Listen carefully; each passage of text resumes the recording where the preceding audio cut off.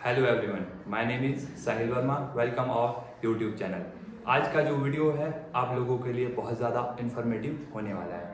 इस वीडियो में हम बैंकिंग के सिलेबस के ऊपर डिटेल्ड डिस्कशन करेंगे। इनिशियली स्टेज में जो भी बैंकिंग एस्पिरेंट है, बैंकिंग की तैयारी स्टार्ट करता है, तो सबसे पहले ये ज़रूरी है उसको बैंकिंग के प्रॉपर सिलेबस का अच्छे से पता हो। और बैंकिंग का जो सिलेबस है वो बैंकिंग के एग्जाम के अलावा आपका LIC, आपका नाबार्ड और सेबी अनदर जो आपके एग्जामिनेशन है सबके लिए एक साथ रहता है। तो जो भी आपका बैंकिंग का एग्जाम है उसमें SBI है या फिर IBPS कंडक्ट करवाता है, सभी का सिलेबस आपका सेम रहता है। तो थोड़ा सा इसके सब्जेक्ट के बारे में देख लेते हैं कि इसमें मेनली सब्जेक्ट क्या रहते हैं। तो अगर बात करें हम इसके प्री की, तो इसमें आपका एक सब्जेक्ट रहेगा इंग्लिश,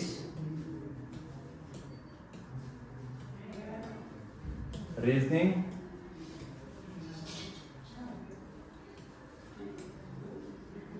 क्वांट। ये आपका प्रीलिम्स का सिलेबस रहता है। और इसमें मेंस में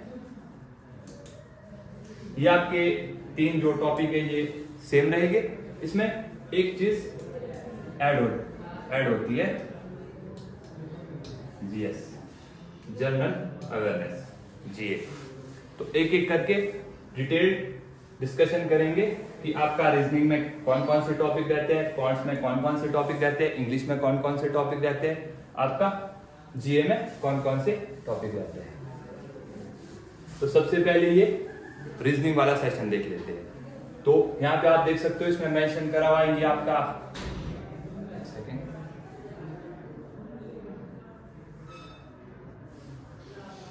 ये आपका प्रीलिम्स का है, ये आपका मेंस का सिलेबस है। जो आपके ये स्टार्टिंग के जो आपके ये 6 चैप्टर रहते हैं, alphanumeric series, coding, decoding, inequality, syllogism, blood relation, direction, distance, ये आपका मिसलेनियस का पार्ट है। ये आपका मिसलेनियस का पार्ट है। ये आपके एग्जामिनेशन में 40% वेटेज कैरी करता है। अगर हम रेफरेंस ले यहां पर SBI PO का, तो आपके प्रीलिम्स में यहां से आपके 35 क्वेश्चन देखने को मिलते हैं। और ये जो टॉपिक है आपके पजल और सीटिंग अरेंजमेंट, अकेले इन दो टॉपिकों से आपका कम से कम 60% का वेटेज देखने को मिलता है। ये जो दो टॉपिक है ये आपके बहुत ही ज्यादा इंपॉर्टेंट टॉपिक है। तो इनिशियली स्टेज में सबसे पहले आपको एक एक करके इन टॉपिकों को कवर करना है जब आप स्टार्ट करते हो। उसके बाद आपको पजल का और सीटिंग अरेंजमेंट को अच्छे से कवर करना है और इसको अपने डेली रूटीन में लेके आना है। तो यहां से लगभग आपको 60% जो है इन दो टॉपिक से देखने को मिलेगा। अब देख लो आप मेंस का। मेंस में जो आपके स्टार्टिंग के 9 चैप्टर है ये आपके सेम रहेंगे, प्री के भी और मेंस के भी। इसमें फर्क रहेगा आपका लेवल ऑफ क्वेश्चन का। इसमें जो आपका प्रीलिम्स है इसमें क्वेश्चन का लेवल थोड़ा सा इजी टू मॉडरेट रहेगा, इसमें थोड़ा सा डिफिकल्ट आपका लेवल रहेगा।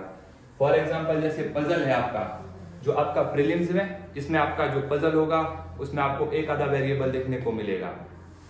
जो आपका मेंस है, मेंस में आपको वेरिएबल वाले सारे क्वेश्चन देखने को मिलेंगे। ये आपके जो 3 टॉपिक है, data sufficiency, machine input, logical reasoning, ये आपका प्योर मेंस का पार्ट है। ये डाटा सफिशिएंसी अलग से कोई चैप्टर नहीं है, ये इन्हीं चैप्टरों का कॉम्बिनेशन है। इसमें आपको इन्हीं चैप्टरों में से डाटा निकाल के दे देंगे और उसमें आपने देखना है कि ये डाटा क्वेश्चन बनाने के लिए सफिशिएंट है या नहीं। तो आप इसका एक प्रॉपर स्क्रीनशॉट भी ले सकते हो जिससे आपके पास रीजनिंग का प्रॉपर सिलेबस आ जाए। चलो इसके बाद बात करते हैं क्वांट्स की।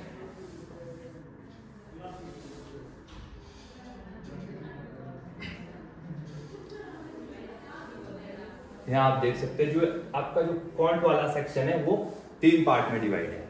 First of all speed math, उसके बाद आपका अर्थमेटिक है, उसके बाद आपका DI वाला पोर्शन है। जब भी इनिशियल स्टेज में आप बैंकिंग की तैयारी स्टार्ट करते हैं या फिर किसी भी अनदर एग्जाम के लिए आप मैथ्स पढ़ना स्टार्ट करते हैं तो सबसे पहले आपको इन चीजों पे काम करना है। स्पीड मैथ में आपका सिंप्लीफिकेशन है, अप्रोक्सीमेशन है, नंबर सीरीज है, क्वाड्रेटिक इक्वेशन है। इसके साथ आपका इसमें एडिशन, सब्सट्रैक्शन, ये चीजें भी आ जाती है। जब तक आपको ये चीजें नहीं आती तब तक आप क्वांट्स नहीं कर सकते। ठीक है, स्टार्टिंग के कम से कम 1 से 1.5 मंथ आपको इन टॉपिक पे काम करना है। सिंपल अपनी स्पीड पे, आपकी कैलकुलेशन स्पीड पे, सिर्फ इन चीजों पे आपको काम करना है स्टार्टिंग में। उसके बाद आपके ये सारे अर्थमेटिक के चैप्टर है 15।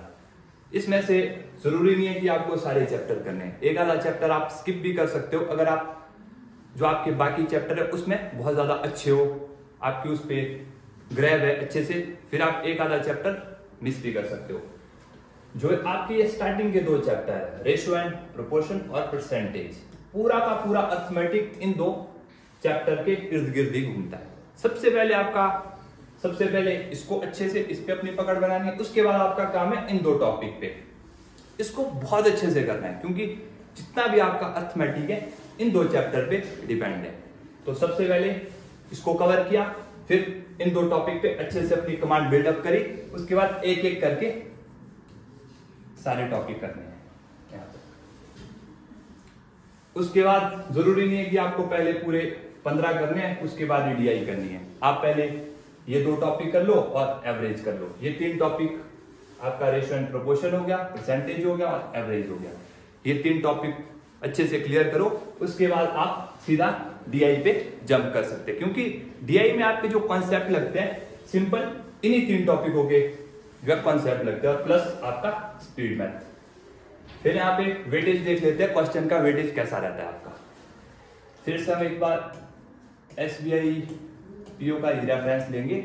इसमें भी प्रीलिम्स में आपका जो है 35 क्वेश्चन का वेटेज रहता है। कम से कम अकेले इंडिविजुअल इसी टॉपिक से, स्पीड मैथ से, आपको कम से कम 10 से 15 क्वेश्चन यहीं से आपको देखने को मिलते हैं 35 में से। तो आप समझ सकते हो कितना ज्यादा इंपॉर्टेंट है। अगर 1 से 1.5 मंथ में आप इनिशियली स्टेज में इतने नंबर आप अगर पक्के करते हो, कहीं ना कहीं आपके लिए ये फायदा होगा। उसके बाद आपका अर्थमेटिक का देख लेते हैं, यहां से आपका 10 से 12 नंबर का वेटेज रहता है। बाकी आपका डीआई से आपके यहां से 2 डीआई आ जाएगा, 2 या 3 डीआई, ये भी आपका 10 से 15 नंबर का रहेगा। ये प्रीलिम्स का बता रहा हूं मैं। प्रीलिम्स मेंस में टोटल जितना भी कम से कम 70% वेटेज मेंस में, जितने पीओ के मेंस है आपके, आईबीपीएस पीओ है या फिर एसबीआई पीओ है, आरआरबी पीओ है, उसमें मेंस में आपका 70% वेटेज सिर्फ इंडिविजुअल इस टॉपिक से रहेगा, डेटा इंटरप्रिटेशन और डेटा एनालिसिस। और वो डीआई आप डिकोड तभी कर पाओगे अगर आपका फाउंडेशन अच्छा है, आपने अर्थमेटिक के सारे चैप्टर को अच्छे से पढ़ा है, आपका स्पीड मैथ अच्छा है, फिर ही आप जो है मेंस के क्वेश्चन क्रैक कर सकते हो। इसका भी आप एक प्रॉपर स्क्रीनशॉट अपने पास रख सकते हो। चलो इसके बाद बात करते हैं इंग्लिश लैंग्वेज।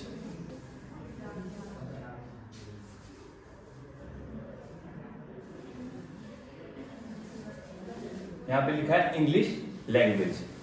अदर एग्जाम की तरह इसकी इंग्लिश थोड़ी सी डिफरेंट रहती है आपकी ना, क्योंकि इसमें आपका ग्रामर का जो पोर्शन है उसका वेटेज सिर्फ और सिर्फ आपका 30% रहता है। इसमें सबसे ज्यादा ये जो आपका फर्स्ट यहाँ पे टॉपिक है रीडिंग कॉम्प्रिहेंशन, अकेले इसी टॉपिक का कम से कम 70% वेटेज आपको आपके एग्जाम में देखने को मिलता है।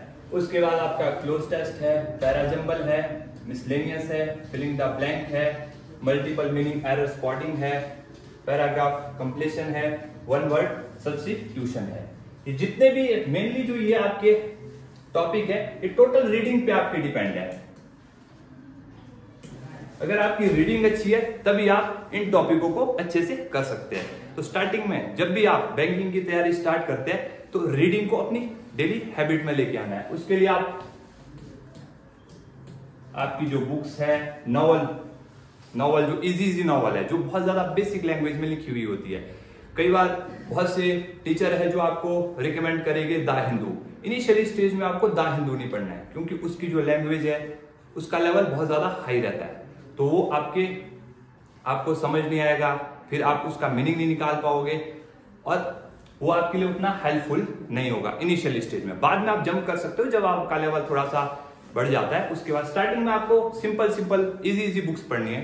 कम से कम दिन में आपको 1 से 1.5 घंटे रीडिंग करनी है, क्योंकि बैंकिंग में रीडिंग का ही सबसे ज्यादा काम है आपका, रीडिंग और वोकैब।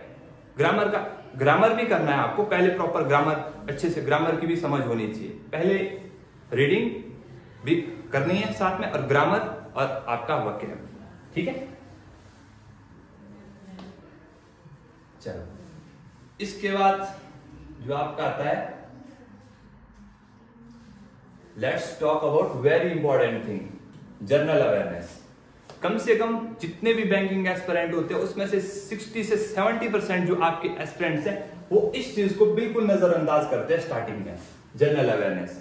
और बहुत से एग्जांपल हमारे बीच ऐसे हैं जिनका मैक्सिमम सिलेक्शन रुका है इस इंडिविजुअल टॉपिक की वजह से, क्योंकि स्टार्टिंग में कोई भी स्टूडेंट है आपका इस पे ध्यान नहीं देता है। तो जब भी आप तैयारी करो तो करंट अफेयर को आपको मेनली इसको अपने डेली रूटीन में लेके आना है, क्योंकि ये एक ऐसी चीज होती है आप बाद में इसको एक साथ कवर नहीं कर सकते हो। कम से कम आपको 6 से 7 मंथ का पढ़ना पड़ेगा, और वो फिर थोड़ा सा इम्पॉसिबल हो जाता है। आपको डेली रूटीन में करना है, प्रॉपर उसके नोट्स बनाने हैं और रिवाइज करना है। फिर ये आपका साथ साथ ये हैबिट में आना चाहिए आपकी।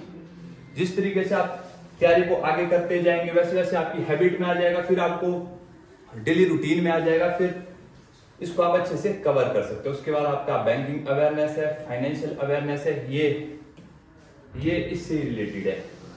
जो आपका फाइनेंशियल अवेयरनेस है ये करंट अफेयर का ही पार्ट है, और ये आपका स्टैटिक जीके हो गया, ये हम इससे रिलेट कर सकते हैं।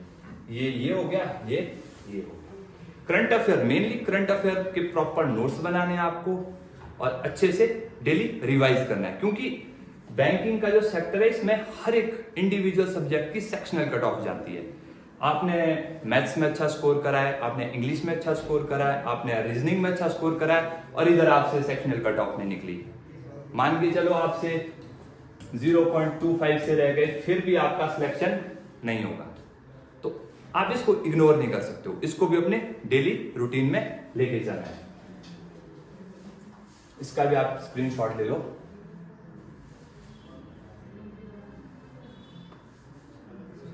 चलिए, सृजन आईएएस एकेडमी, हमारा बैंकिंग का जो बैच है वो 1 नवंबर से स्टार्ट हो चुका है। अगर कोई भी स्टूडेंट, जो भी अभी हमने सिलेबस के बारे में डिटेल डिस्कशन किया, इसकी फाउंडेशन क्लासेस ज्वाइन करना चाहता है तो आप हमारी एकेडमी में विजिट कर सकते हैं, और आपको यूट्यूब पे भी इसका फ्री प्लेलिस्ट मिलेगा। तो आप लोगों से उम्मीद है कि आप ज्यादा से ज्यादा जुड़ेंगे और अपने फ्यूचर को ब्राइट करेंगे। Thank you very much. Make your future bright.